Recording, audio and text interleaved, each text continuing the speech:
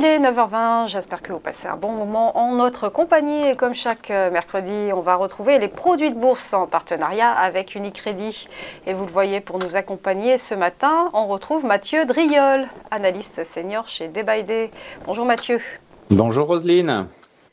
Alors avant d'évoquer une valeur et son produit boursier associé, on va faire ensemble un point technique sur le CAC.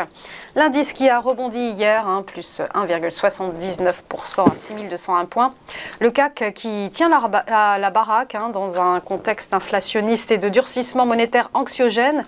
C'est peut-être une sortie de consolidation ?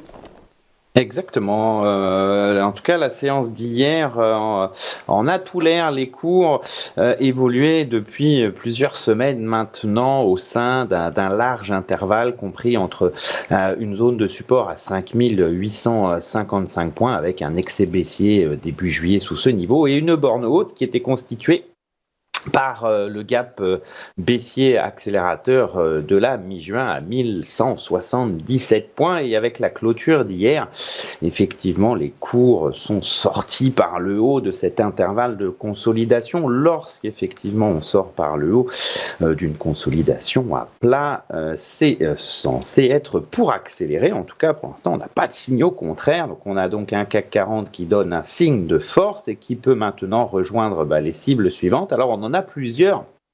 La toute première, c'est un autre gap baissier et surtout la moyenne mobile à 100 jours descendante qui a bridé toutes les reprises. Donc le franchissement de cette moyenne mobile sera un signe clair de changement de paradigme. On passerait effectivement d'une tendance, on va dire, plus ou moins baissière à moyen terme à quelque chose qui retrouverait vraiment de la force et qui permettrait de rejoindre les résistances suivantes à 6414 et 6601 points. En tout cas, on a un indice français effectivement qui tient très très bien le choc. En tout cas, tant que le support à 6033 ne sera pas enfoncé, ça sera cette lecture qui dominera, ce qui nous permet déjà de trouver un sens. Il faut essayer de trouver des achats. Mathieu, vous allez nous parler à présent de Pernod Ricard, la valeur que vous avez choisi de nous présenter et qui se porte plutôt bien depuis un mois. L'entreprise française spécialisée dans les vins et spiritueux qui est, on le rappelle, co-leader mondial de son secteur. On a effectivement donc sur un graphique en données hebdomadaires, une bougie est égale à une semaine, on a eu un test d'un niveau particulièrement fort, c'est le support majeur aux alentours des 170 €. C'est un niveau très puissant à moyen terme. C'était, vous le voyez sur ce graphique, un précédent sommet en 2019. C'est devenu à plusieurs reprises au cours des mois précédents un support lorsqu'on a effectivement ce type de configuration, c'est-à-dire une polarité, une ancienne résistance qui devient un support. C'est qu'on a un niveau très puissant et une tendance ici, une tendance haussière. D'autant plus que ce niveau des 170 € est aussi renforcé par la moyenne mobile à 100 jours ascendante ainsi que par le ratio de 38% de Fibonacci. On a donc beaucoup d'éléments techniques qui nous indiquent que Pernod Ricard pourrait et serait susceptible de reprendre sa dynamique haussière de moyen terme, donc en direction de ces sommets à 215 avec une cible intermédiaire à 201,70. Alors pour cette stratégie, pour la mettre en place, on utilise quelle sorte d'objectif ? Il suffit pour cela d'aller zoomer sur un graphique en données quotidiennes où on voit bien la capacité de Pernod Ricard depuis le test du support ajusté sur un horizon de temps journalier à 165,10 de construire la capacité de construire des creux et des sommets ascendants.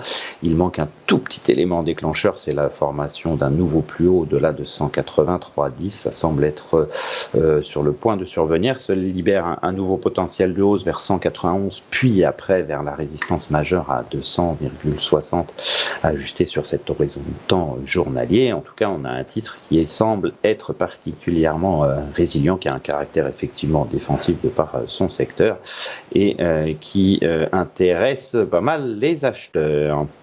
Et donc Mathieu, quel produit de bourse associez-vous à votre scénario ?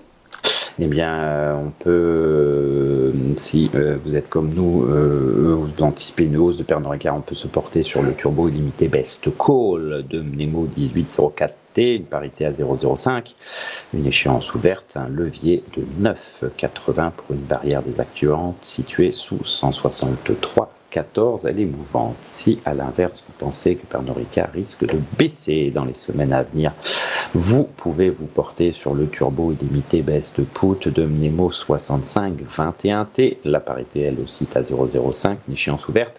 Un levier de 7,10 et effectivement une barrière désactivante située au-delà des 205 à 205,69. Merci beaucoup Mathieu Driol. Je rappelle que vous êtes analyste senior chez Day by Day. Belle journée à vous. C'était les produits de bourse en partenariat avec Unicredit. Précision, ces produits étant très spéculatifs, l'AMF les classe catégorie 7, ils sont donc destinés aux investisseurs aguerris.